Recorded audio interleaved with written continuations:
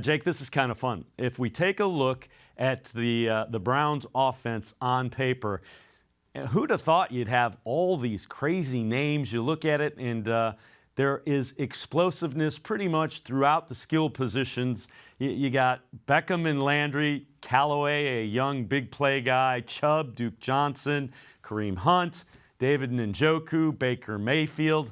Boy, it looks like they can put up some points with just the skill position players that you're looking at.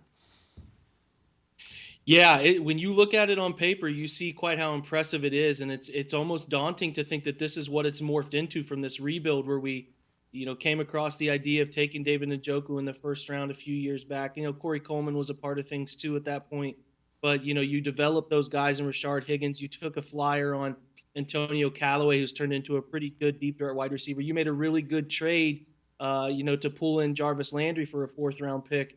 And then you're getting to the point that you have these guys on your roster who you think are able to make plays. You're just lacking that one big player.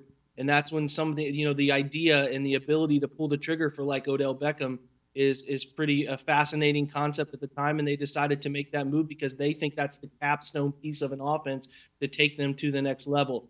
So it really is a nice accumulation of the regime before John Dorsey to set the table in a sense. And then, using John Dorsey's ability to maximize those opportunities and put some really good football players on the field. But what the fun part is, Dave, is that it's a mixture of a regime before who did things a little bit differently, set the table for a regime that's done a really good job of closing and putting those explosive football players on the field. Now, it's going to be interesting how it all works out, how they mesh all these weapons, how they fit Jarvis Landry into situations with Odell Beckham. Do they move Odell Beckham outside, inside?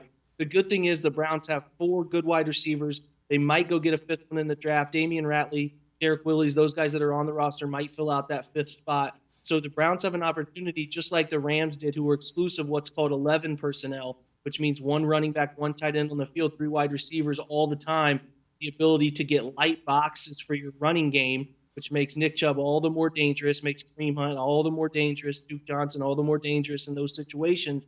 Get light boxes, but be able to throw that downfield, early down, deceptive play action that Todd Monken became famous for in Tampa Bay last year. They set some early season records in points scored in quarterback play. So if you just look at what's on paper and you look at the staff built and you look at the quarterback that has fallen into place here, and really, being honest, Dave, it all comes down to the quarterback, and the Browns found one, and that's why you feel comfortable making that move. But, man, there's not one part of this that you look at pretty objectively and say, I don't like that spot. So the Browns are in a rare position where they have depth all over the skill position. They have the quarterback that can use those players. And it's just going to be really interesting to see just how much firepower can be put into play and what this offense can look like on a Sunday afternoon.